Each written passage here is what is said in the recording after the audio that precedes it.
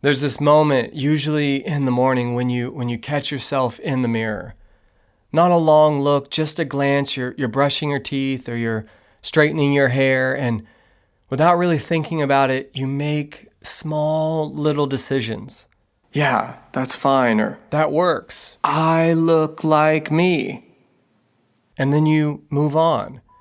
And what's interesting is you don't think about how you got there. It's like at some point in everybody's life, they subconsciously come to the conclusion that, okay, I've made it to my final form. Like they settle in on a haircut, or they decide, okay, cargo shorts is what I'm going to wear for the rest of my life.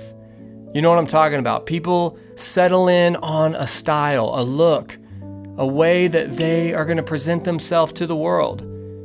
And you don't really think about it. Like, when did that become your look? The way you wear your hair, the way you dress, the way you carry yourself. And at some point, all of that formed, but it didn't happen in a moment. It happened slowly, quietly, one small decision at a time. A little adjustment here, a preference there, something you kept, something you dropped. Until one day, you weren't just choosing anymore.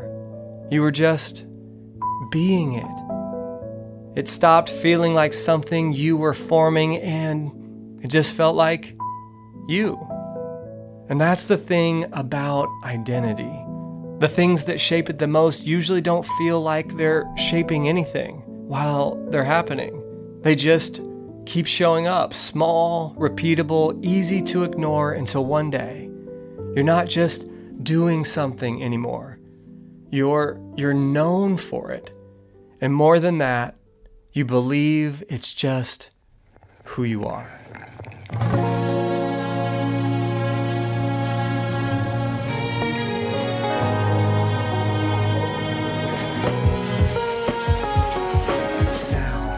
Hey, this is Jonathan, counselor at Sound Mind, a professor at the Living Faith Bible Institute, and a pastor right here in Kansas City at Midtown Baptist Temple, and this is Sound Mind, where we take a deeper look at life through a biblical lens. Today, we are continuing our series called The Things That Spread. We've been looking at how things in life don't usually change all at once. Quietly, gradually, often underneath the surface, they spread. But in this episode, we're taking another step, because it's one thing to see something show up, and it's a whole nother thing to realize it doesn't feel like something you're doing anymore. It just feels like you. And the question is this: how did it get there? How did something that started small become something that feels like identity? All right. Let's talk about it.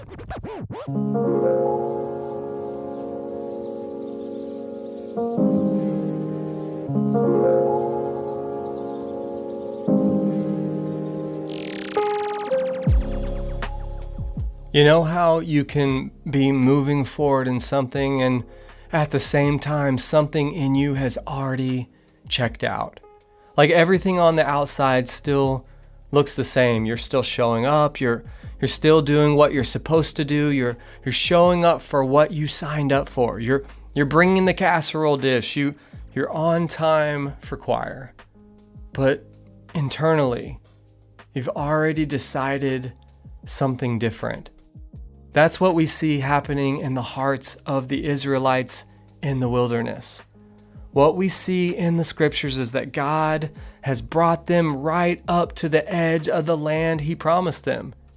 They saw it, they knew what He said about it, and they were terrified.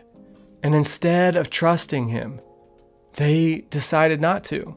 In fact, in Numbers 14, they respond this way: "Let us make a captain, and let us return into Egypt." Wow, think about that. After everything God had just done, freeing them from slavery, parting a massive sea that they walked through, providing food from the sky, guiding them with a pillar of fire and a cloud, and then showing them exactly what He promised. And then they're like, nah, I'm good. Let's go back. And this is such a monumental moment because it's not just fear anymore. It's a decision. They decided we're not going to trust what God said. So then God responds. He says, okay, fine. This generation isn't going in.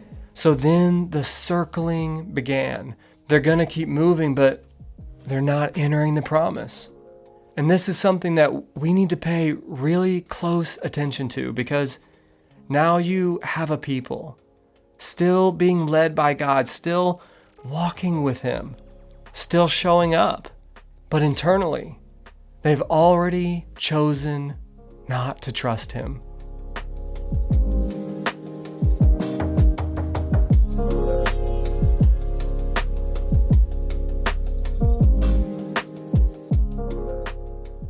And this is where the story gets a little more subtle, because nothing changes on the outside right away, does it?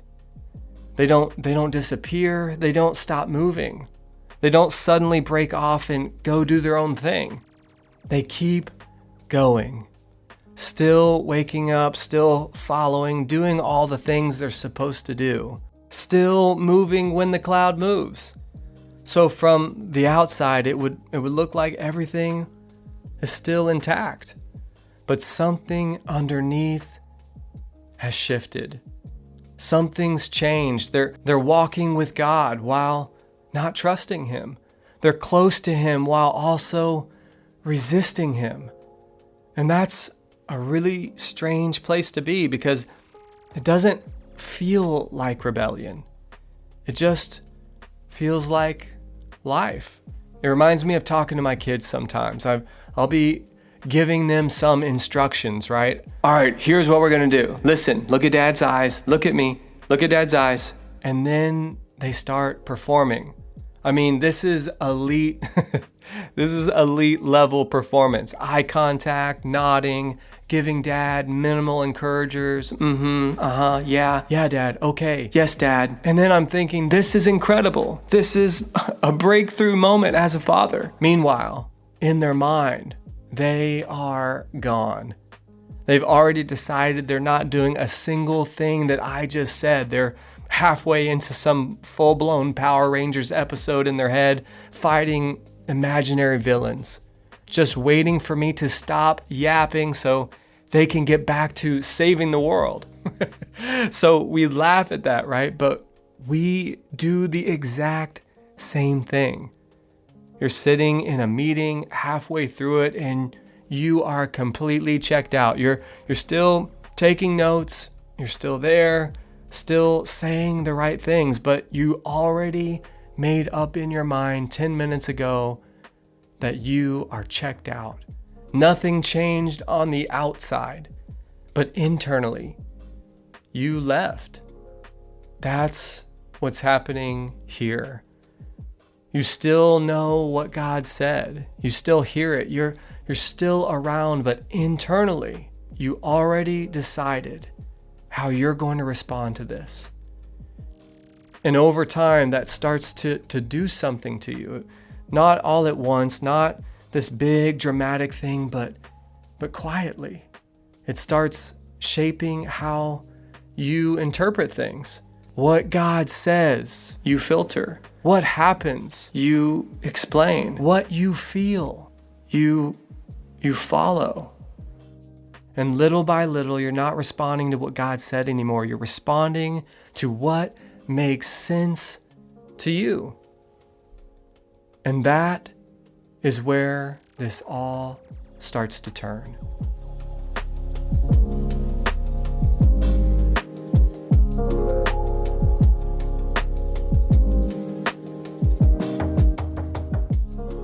And here is the thing about the internal shift.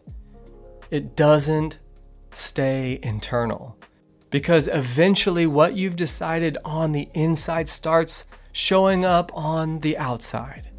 And this is where the story moves forward. You've got a group of people, the children of Israel, they're still moving, they're still following. They're still in the presence of God.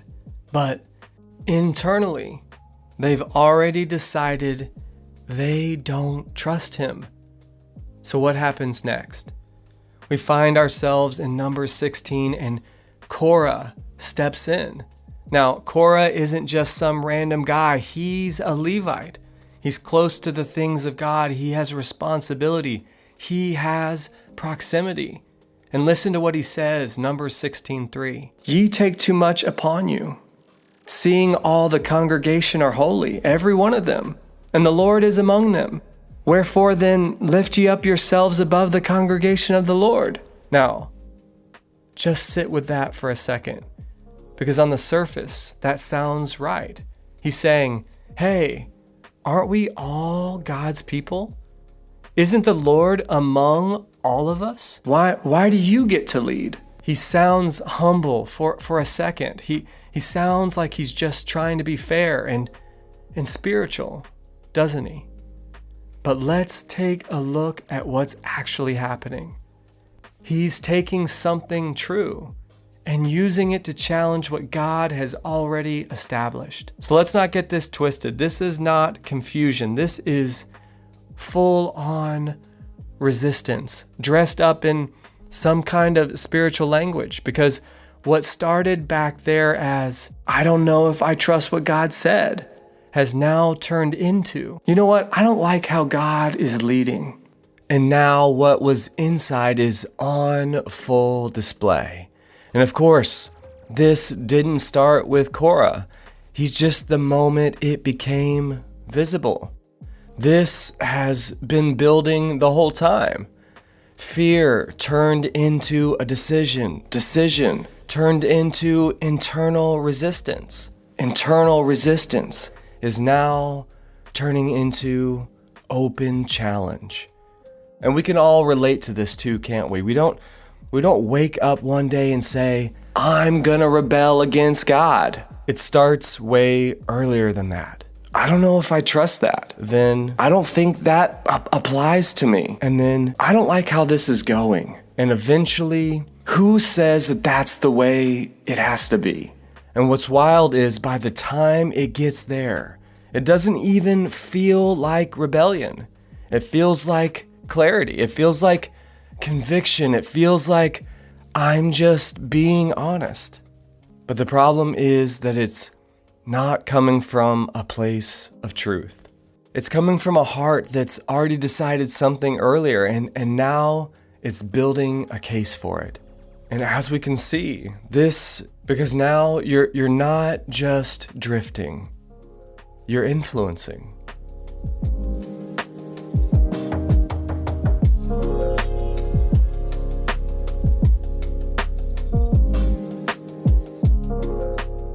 So let's just keep walking the story forward. Because after Korah, after the challenge, after God makes it very clear what he's established, the pattern, it doesn't stop. And eventually we find ourselves in Numbers 25. And now we're not just talking about resistance anymore. We're talking about compromise. Listen to this in Numbers 25:1, it says, And Israel abode in Shittim, and the people began to commit whoredom with the daughters of Moab. Okay, wow. That went from PG-13 to rated R really quick, didn't it? Like, how did that even happen? How do you go from walking with God to that? That kind of shift, it doesn't happen overnight. You don't go from showing up, following God, being around his presence to full-blown compromise in a moment. When we get to a place where we say, I don't know if I trust what God said, that slowly cracks the door open to fully stepping into something God clearly warned against. And watch, it doesn't stop there. Verse 3, And Israel joined himself unto Baal Peor, and the anger of the Lord was kindled against Israel. It said he joined himself. That's not a slip. That's not a moment. That's attachment, alignment. That's identity level connection. And this is what happens when something goes unchecked long enough. It starts small, a thought, a hesitation, a quiet, I don't know if I trust that anymore. But over time, it turns into a pattern in how you think, how you respond, in what you avoid, in what you return to. And before you even realize it, you're not dealing with something anymore. You've built a life around it. Psalm 1:1 says it this way: "Blessed is the man that walketh not in the counsel of the ungodly, nor standeth in the way of sinners, nor sitteth in the seat of the scornful." You see the progression there. It starts with walking by it, then standing around, and before you know it, you're sitting right in the middle of it. That's how this works. It's like that old analogy about boiling a frog. Now, I've never cooked a frog personally. I don't plan on cooking a frog. I've been frog gigging, but I passed the frog off to someone else for the boiling. Okay, but they say if you throw a frog in hot water, it jumps out immediately. But if you put it in cool water and slowly turn up the heat, it doesn't notice. And I'm not sure if that's true about frogs, but that is true about us, because your decisions start orbiting it. Your relationship starts adjusting to it. Your rhythms start protecting it. And what once felt like a small internal shift has now become something that is shaping everything in your life. And this is where it gets really sobering, because at this point, you don't even realize there's a problem. It doesn't feel out of place anymore. It just feels normal. This is just how I am. And that right there is the shift from behavior to identity. And once it becomes your identity, it gets harder to imagine a life without it.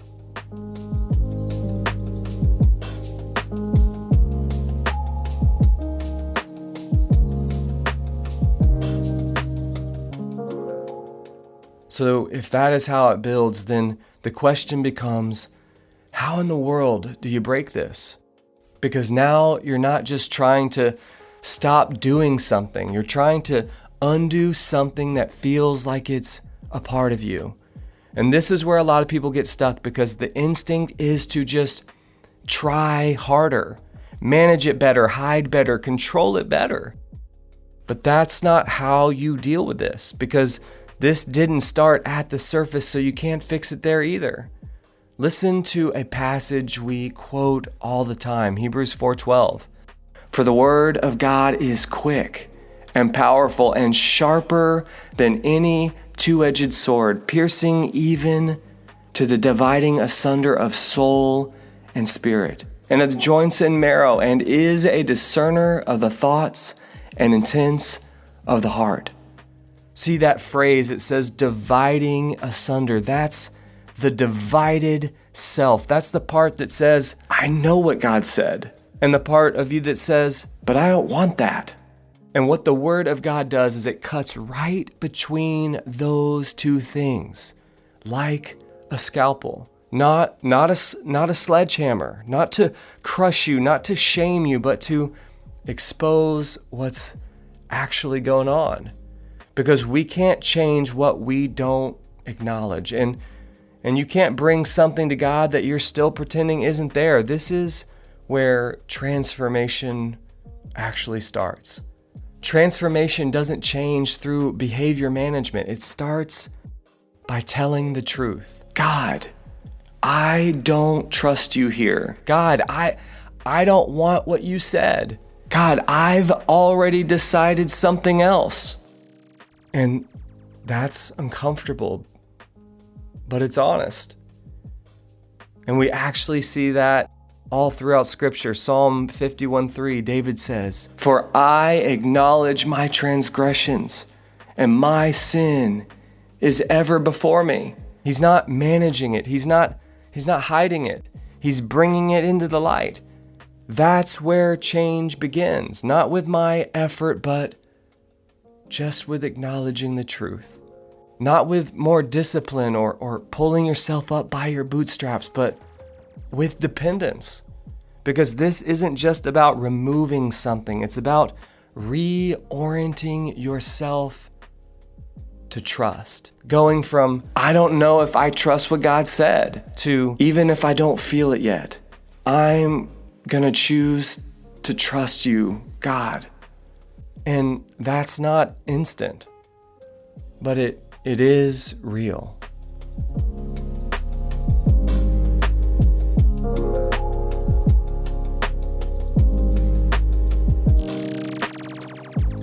All right, so facial hair is a blessing and a curse. I remember in 7th grade, there was just a few of us who could grow the sideburns. That was a big deal. And then it wasn't enough just to have the sideburns. You had to have the goatee too. The few elite individuals who could grow that patch of hair right on the edge of your chin. And then as we matured, it turned into the coveted chin strap. and of course, there's all kinds of options. Handlebar mustaches, Fu Manchus, full beards. You could get really creative with it. I remember at one point I had the goal to grow my beard long enough, I did do this, that I could place my 10 gig iPod inside my beard and for it to hold my iPod while I listen to music. Mission accomplished. But of course, there's a downside. Like, it just keeps growing all the time, like every day, every morning. And at one point in my life, I wanted to get a job. And some jobs don't like facial hair. I wanted to get a job at Quick Trip. It's a gas station here in the Midwest, and they do tuition reimbursement, and that sounded like a great idea to me. There's just one problem. To work at Quick Trip, you have to be clean shaven, and that's never really been a thing for me. So the morning of my training, I woke up and I shaved clean, razor, shaving cream, the whole bit. And then by that afternoon, I had a serious problem because I don't just have a 5 o'clock shadow. I have like a 3:45 p.m. shadow. And the trainer who was younger than me, which somehow made this even worse, pulls me aside and he confronts me about my stubble. And that's when I realized that selling energy drinks, those roller grill hot dogs and gasoline was probably not my calling.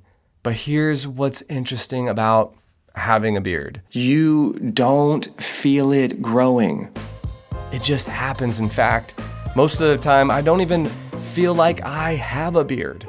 People will say, hey, the guy with the beard. And I'll look over my shoulder like they're talking about somebody else. Because to me, it doesn't even feel like something that formed. It just feels like me. And what's even crazier, people build identities around them. And it's a little bit more acceptable today, isn't it? Back in the day, in the early 2000s, when I first had my first full-grown beard, the iPod beard, people had preconceived ideas about guys with beards. You were either a homeless guy, a biker, or a dude in a band. And to be fair, I was kind of headed down the road of fulfilling all of those in different ways. There was even one time I had slumped down in an alley after a show. I had just walked out the back door, played my last note, and I was just sitting there trying to catch my breath, and a guy walked by and he handed me a $5 bill. He patted me on the shoulder. It took me like 5 minutes to realize he thought I was homeless. The facial hair we have, it becomes part of how you're known, how you're seen, even how you see yourself. You've probably seen those videos of dads like shaving their beards off on social media and their kids just lose their minds. They start crying, they're confused. Some of them are terrified. Who is this man? Where is my dad? Because to the kid, the beard is dad. And when it's gone, it feels like something about him is fundamentally different. In all of those videos, the dads are shocked, right? Like, what's the deal? They didn't even realize how defining their beard had become. And that's kind of how this works. It doesn't start loud. It doesn't feel dramatic. You don't feel it growing. It's just a thought, a hesitation, a quiet, I don't know if I trust this.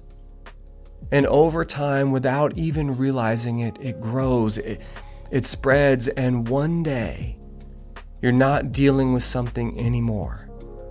It just feels like you. This is just who I am. But listen, it didn't start that way. And if we're not careful, the things we keep feeding will eventually define us.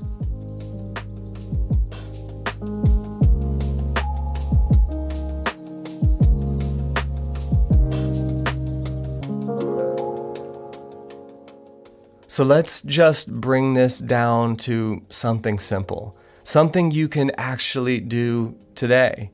Because if this is true, if something can grow quietly and spread and eventually feel like it's just who you are, then the place to start is not changing your behavior, it's bringing together what has been torn asunder. We tend to do one of two things. We either ignore what God said, or we pretend the other part of us isn't there. And neither of these actually change anything. So here's the simple challenge. Bring both parts into the same place. Not just in your head, but before the Lord. You can tell him about it plainly. God, I know what you said, and I don't want it. God, I see what's true, but this is what I feel. This is where transformation begins, because now the Spirit of God is confronting the flesh directly. So instead of the flesh getting to harden over time and dulling your sensitivity to truth, truth starts pressing back on what's being formed. We're not pretending, we're not performing, we're just bringing what's divided back into contact with the truth.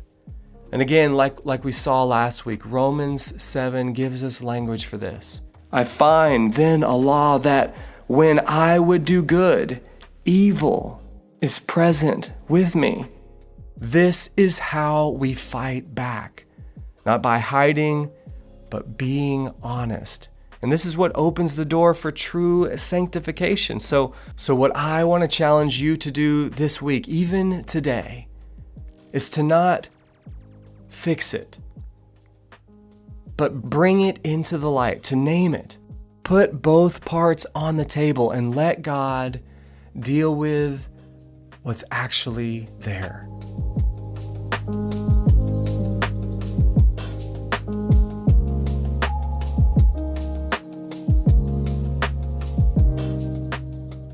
We've all had these kinds of moments where something showed up in your life and we didn't even recognize how it got there. Not all at once, of course, almost unnoticeable even, until one day you just felt like this is just who I am. And that tension isn't easy, is it? Because what feels natural isn't always what's true.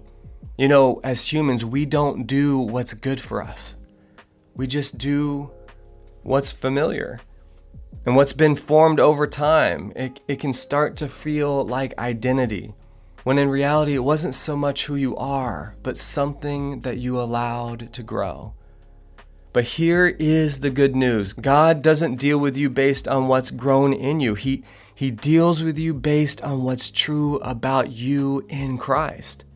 And that means you're not stuck with what's been forming. You can bring it into the light. You can name it, and you can let him begin to reshape what's been quietly taking root.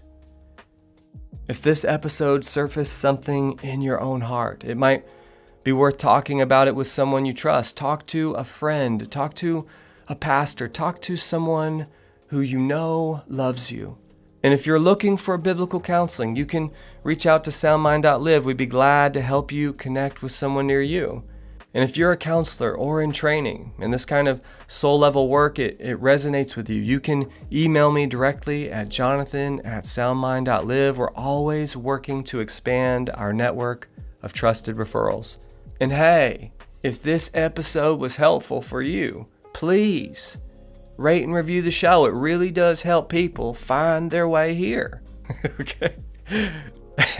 Also, you can find us on Facebook and Instagram. You can search soundmind.live. That's where we share reflections right in the middle of your week. And if you want to listen to more conversations like this, please do yourself a favor and check out the postscript. You can search the postscript wherever you listen. And if you want to know the Bible for yourself, please check out the Living Faith Bible Institute at lfbi.org. Thanks for listening, and until next time, take care.